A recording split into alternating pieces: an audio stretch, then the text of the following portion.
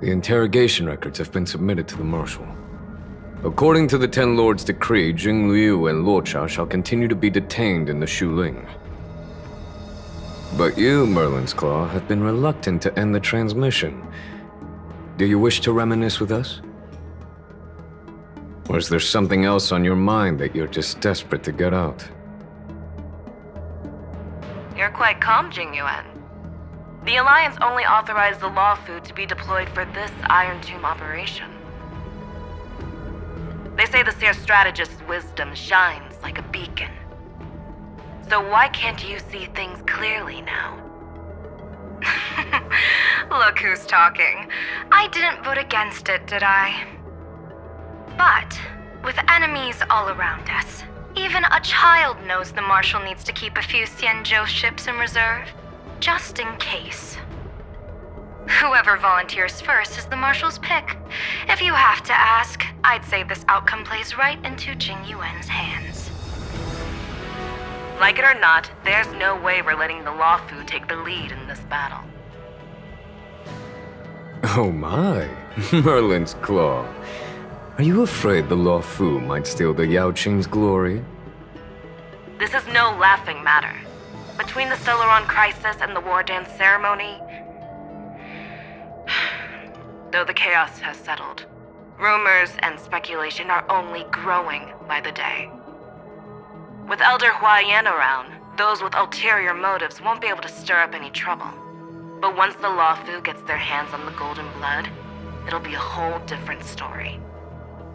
With the kind of person Jing Liu is, and her connection to you, I don't need to spell it out. There are countless ways this could be spun into something bigger. You're overthinking it, General Fei Shao. When I volunteered for this task, I never expected unanimous support from the Alliance anyway. The Law Fu will seize the Golden Blood and redeem itself. That'll be our first win. Then we'll leverage this Golden Blood in the negotiations. Our second win. These two wins for the Law Fu will make all three of us happy. And that'll be our third win. Look, if this were a Skyfaring Commission deal, we'd be rolling in money, wouldn't we? Maybe the Divine Foresight should change his name to the Optimistic General instead. With the Decalite Reflection Barrier, the Yuchue must understand even more than the Law Fu how significant this battle is. Amphorius' karma has vanished from the matrix of prescience. What omen does General Yao Guang see in this anomaly? In divination studies, we call this an empty fortune. It involves the eons and is thus beyond what mere mortals can comprehend. Your explanation isn't any clearer than Lady Fu's.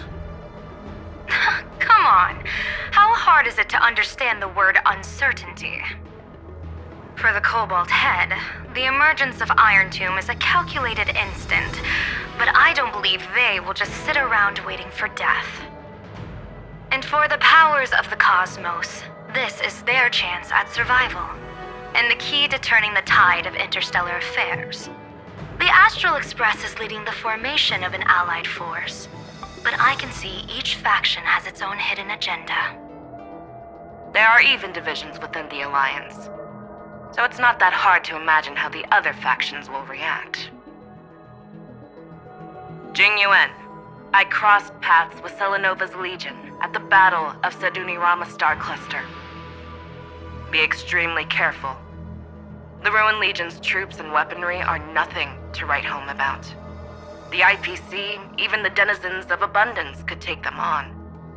However, while Void Rangers are just expendable pawns of the destruction, the real wildcards are... The Lord Ravagers. Indeed. Nanook's emanators are also their weapons to burn down the paths. I'm afraid conventional military tactics and strategies will be useless against them. My assessment is this. To completely take down a Ravager, we must disregard casualties and spare no cost. My only fear is one wrong move, and the Law Fu will fall into Fintilia's trap again. inching ever closer to destruction. Doubt is exactly the demon she wants to plant in our hearts. Do you still remember the beginning of the Alliance Oath? To save future generations from war and bloody dispute. The Rainbow's arrows have always aimed at any force that threatens the cosmos. Now that the Trailblaze walks alongside us, the Cloud Knights shall keep their oath as they have from the beginning. I just hope those on the front line will remain safe. The chronocognitive anchor is sending a signal. Everyone, time to move out. Did she and the others make it? Let me go over the plan one more time just in case. You'll enter Amphorius, reunite with your 3 separated companions, and try to locate Iron Tomb from within the world. Who are you taking with you? The fate of the universe hangs in the balance. We can't afford any slip-ups. I suggest everyone, except Pom-Pom, join the fight. We do need to be prepared for all possible contingencies. I have no objection to this. I'll do whatever I can. Meanwhile, Screwy and I will continue attacking the Demiurge Matrix. That is, the Scepter's kernel, from the outside. With our 2-pronged attack, we'll turn this hunk of metal into scrap for sure. Now we just wait for those 2 to get back.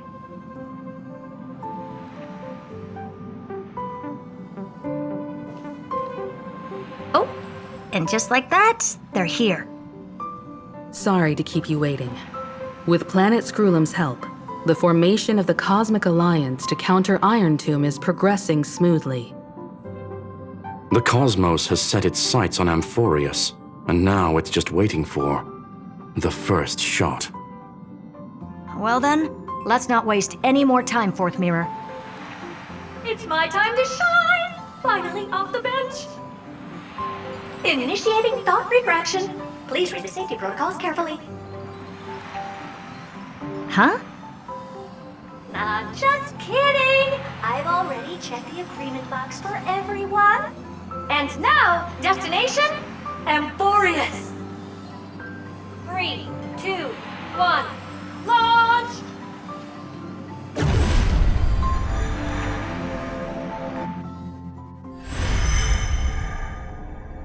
The flow of Memoria is so heavy here.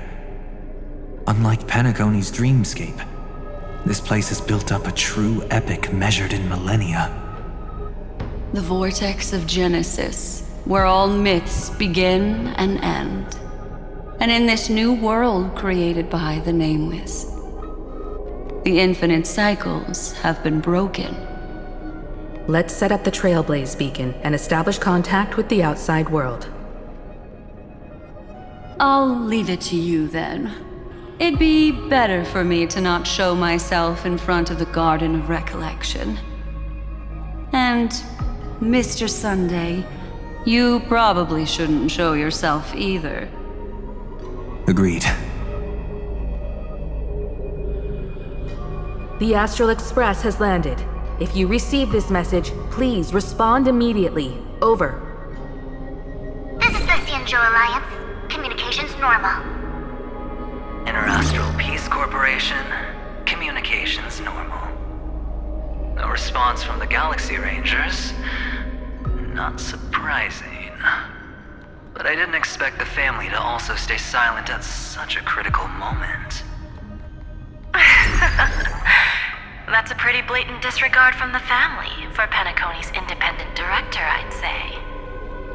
Long time no see, Miss Himiko. It's been quite a while, Madam Jade. The significance of this battle rivals that of the campaign against Sulo. Only through victory can we disperse the shadow of Iron Tomb that looms over countless worlds. The 10 Stonehearts shall spare no effort for such a grand mission for the preservation. Madam Jade led the Intelligentsia Guild in conducting specialized research on Iron Tomb's past activities. The bad news is, the collapse of the Erudition won't just affect inorganic beings. You mean Iron Tomb can infect organic life, too? Well, the good news is, so far, its effects on organic life are under control. The infection progresses slowly, and the resulting neuropathy is non-fatal. In any case, the IPC can guarantee targeted vaccine coverage within 48 system hours in all star zones within the medical system. What about other star zones? At a time like this, are the followers of the Firmament Arbiters still trying to make a profit? I remember you, Master Diviner. Your performance during the Third Denizens of Abundance War was quite impressive. Please rest assured, all worlds can purchase vaccines from the IPC with a humanitarian discount. That's the current policy at the very least.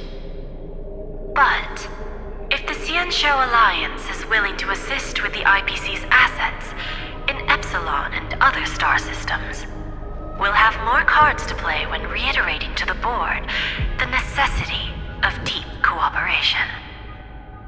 It makes sense, since Interracial Peace Entertainment's headquarters is in Epsilon. But why are all the other worlds on the list? Places that the Elation has visited? Think of it as a long-term investment. Please understand that everyone at Pierpoint is swamped with Iron Tomb work, especially the Marketing Development Department. At this rate, even the 10 Stonehearts can only do so much. Having some assistance from the Alliance would surely benefit the entire cosmos. Wouldn't you agree? As an old Xianzhou saying goes, those who succeed should help all under heaven. Your proposal must be decided on by the 7 Arbiter Generals. I'm just here to relay the message.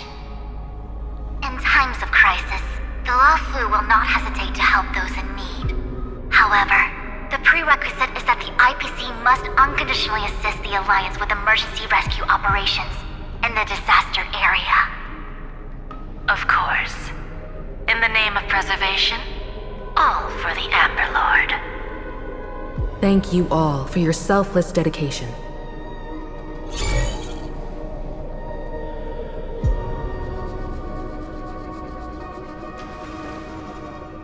It's clear that each party still has qualms about everything. The clash between destruction and erudition isn't just about the fate of the cosmos. It's a moment for all factions to reshuffle their cards. You can never be too careful when battling a Lord Ravager. All are equal in matters of life and death. In any case, we can only hope for the best in all that's to come. It's about time we dive into the vortex and see what Amphorius looks like on the inside. I wonder where she and the others are right now.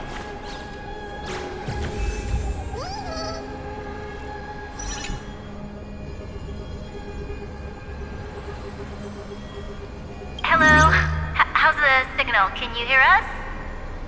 Ah, we're through! I can see the video feed. Everything's working perfectly. Miss Bronya? Miss Serval? What a surprise. It's been a while. We've already heard from Miss Topaz about the Iron Tomb operation.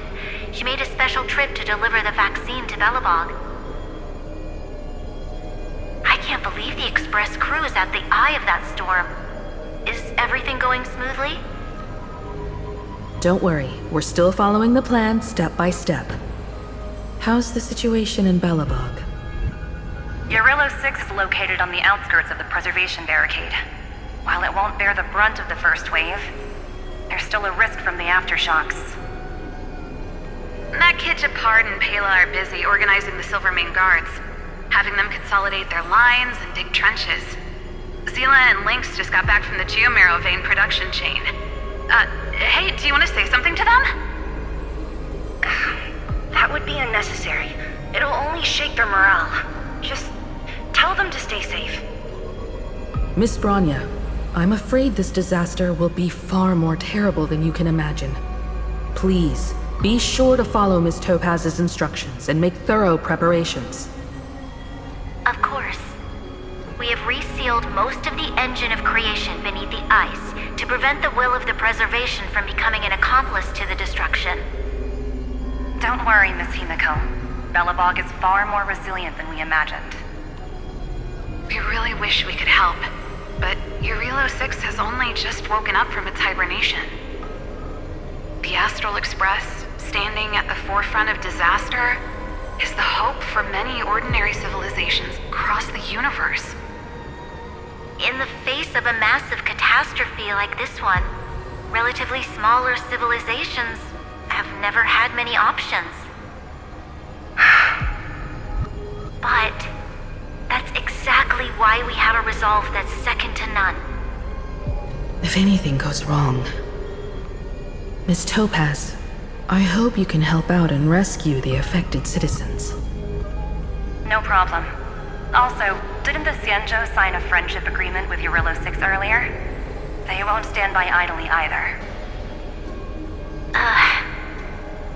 I appreciate your kindness, everyone. But Eurilo 6 is our home. We will defend it to our last breath until the last Belabogian falls. Miss Bronya. May all civilizations that have made it this far on their own strength weather this crisis together.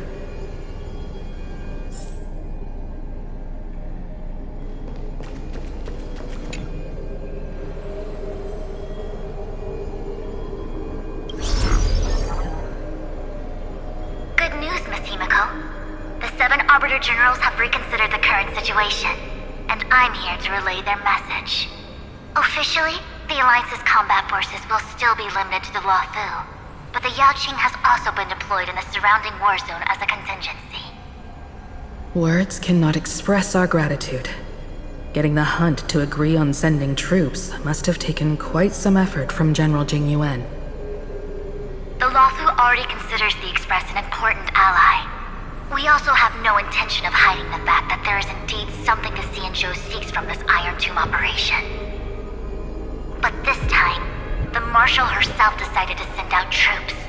With a formidable enemy before us, the Alliance has no reason to back down, nor will we be content to take a back seat. If we can stand together with civilizations across the universe to overcome this crisis, then we must do so, even at the cost of our own lives. The Alliance truly embodies the principle of righteousness. It's fortunate that the cosmos has great heroes like you. You're too kind. As for that Jade Abacus of Allying Oath, you can save it for when you're in more dire need.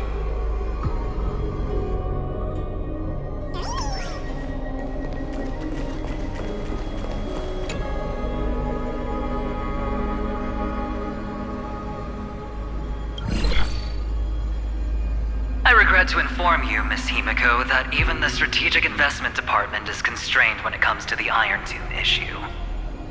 And it would be difficult to meet the expectations of the Astral Express. However, Madam Jade instructed us to look after our nameless friends as much as possible. So let me offer you all a small suggestion, just from my personal perspective.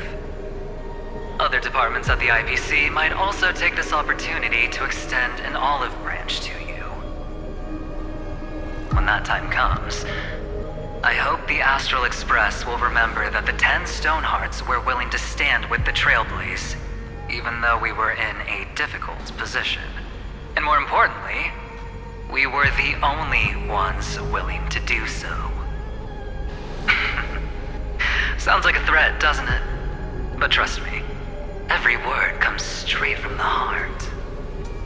Has the internal conflict within the IPC really gotten this bad? Everyone knows about the bad blood between Diamond and Oswaldo, but at least until now they've had an uneasy truce. Until the Lord Ravager Archforger caught the board's attention. I'll leave it at that, as it's confidential information.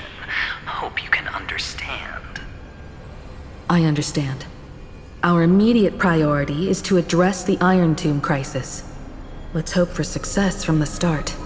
This might help ease everyone's pressing concerns.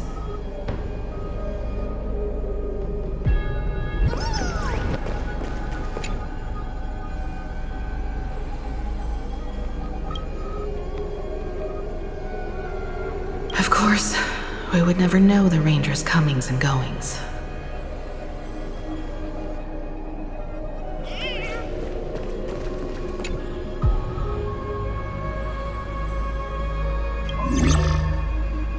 Miss Himeko, is that you?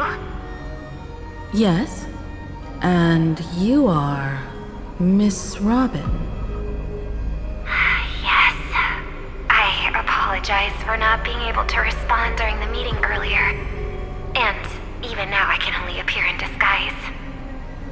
On behalf of the Penaconian family branch, I extend my sincerest apologies to everyone. We tried to request aid from the family, but we essentially received no response. I've heard about the internal conflicts within the family. Miss Robin, there's no need to apologize. Every bit of strength is precious at this moment. Thank you for understanding. The good news is, since you're one of the shareholders of Penacony, the family heads have agreed to allow me to lead all Asdanian tuners to the front lines. My charitable foundation will also do as much as possible to provide support in this battle. They'll ensure that proper arrangements are provided for those wounded on the front lines, and for residents in affected areas. Miss Robin, I'm beyond moved by your spirit of self-sacrifice. The Astral Express would also like to make a promise that we won't leave any companion behind.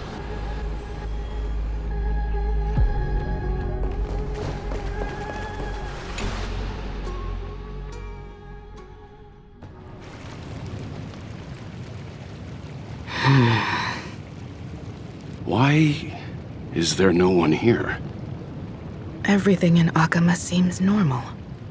The New World was enjoying peaceful times not long ago. It seems it was even more recent than not long ago, Miss Himeko. The fruit on the table is freshly cut, and the bath temperature is just right. The remembrance tells me this place was bustling with people just moments ago. It's as if everyone vanished in an instant. Could this be Xandar's doing? Unlikely. He's still under the surveillance of those two geniuses. Could it be some kind of local custom? A custom that makes an entire city fall silent in an instant. Pardon my frankness, Mr. Yang, but this reminds me of some unsettling rumors about the Harmony. Complete silence. Is often the prelude to divine intervention. Everyone, be careful. Here they come! Here they come! The Nameless of the Astral Express! Evernight? How is this possible? She was already... We are the Chroniclers of Time, and we do not fade away. Finally, the last era Nova has been completed. What did you do to the residents of the Holy City and the three Nameless? I didn't need to do anything. The remembrance will ultimately become the substance of the new world. Now, they are no longer the trailblazers you once knew, but gods who permeate heaven and earth. The 12 Titans who guard Amphorius.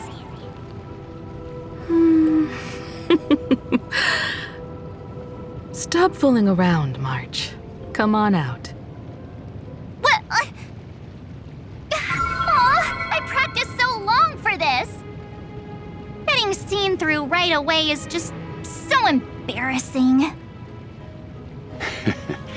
You've obviously been learning from the theatrical culture in Amphorius. But if possible, I'd prefer our reunion to be a bit more casual and laid back. As expected, I can't hide anything from Himeko and Mr. Yang. Well, long time no see. Guess I'm back? We should be the ones to say that. Sorry for keeping you waiting. So, these jellyfish are the Titan's power? They're just manifestations of the Veil of Evernight, used for scouting and communication. If I went all out, I could summon way more of them. Thanks to her, we all turned into Titans in the New World. Sure, we can take on humanoid forms, but it feels off. How intriguing. So what does she look like now? It can't be a raccoon with a baseball bat, I suppose. Please don't add weird stuff to Amphorius's lore. Just go see it with your own eyes. Follow the prophecy's guidance and come to Dawncloud.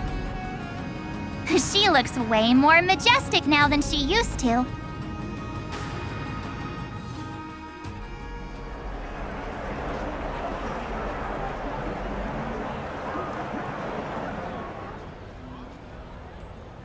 Unbelievable.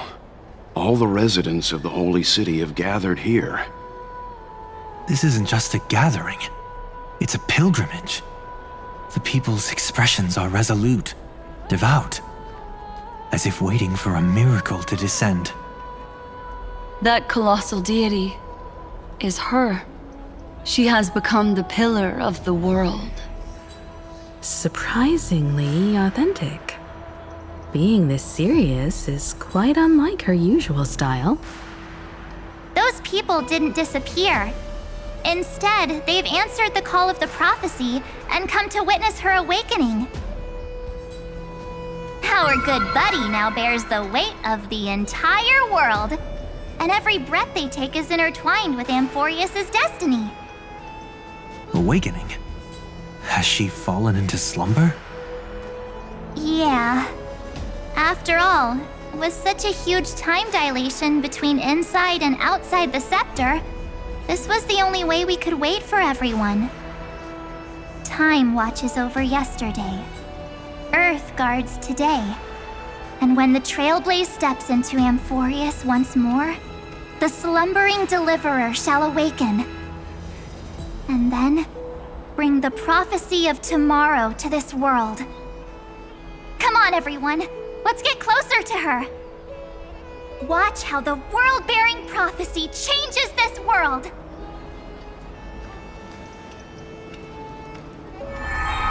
Well, it seems the kids are already miles ahead of us at this stop. All the more reason we can't afford to slow down our pace. Let's go witness this moment for ourselves. Majestic.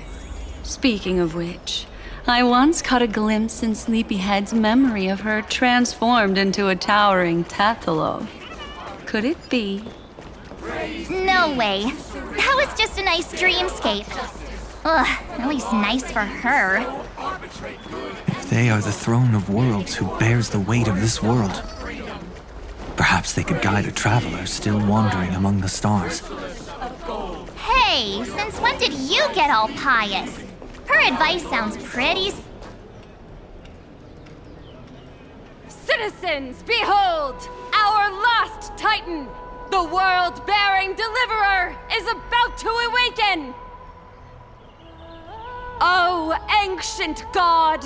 Your loyal subjects, bewildered followers, and fearless comrades in arms have all knelt before your throne. Awaken from your eternal slumber and bestow upon the world your divine prophecy! Please guide us! Show us how to embrace this beloved world as we welcome that distant dawn!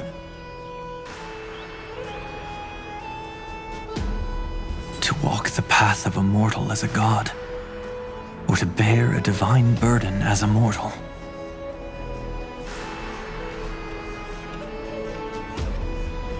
She will give us the answer.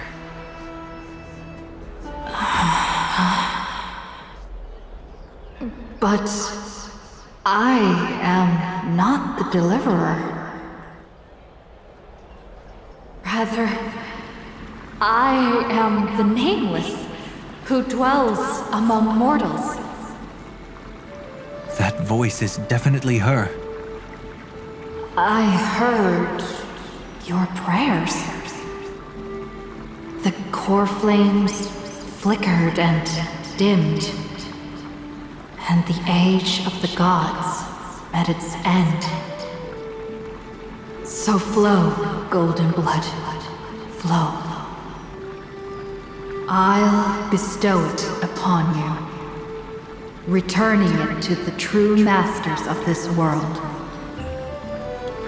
Stand with me and become heroes.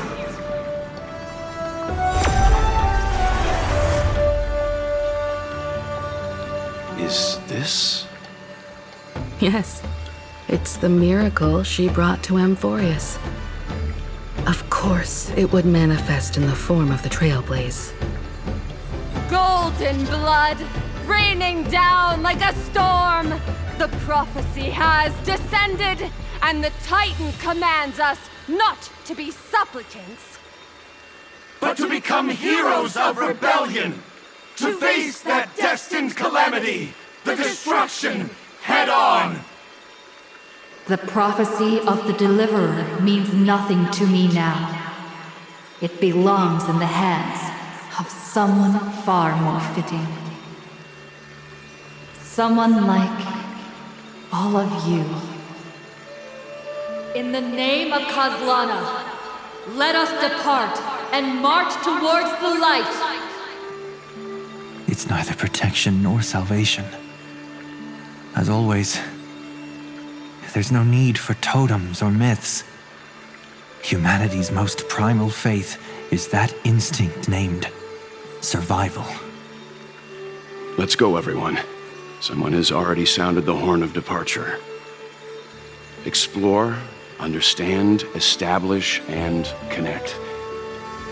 Together, let us blaze a trail for the destiny of this world.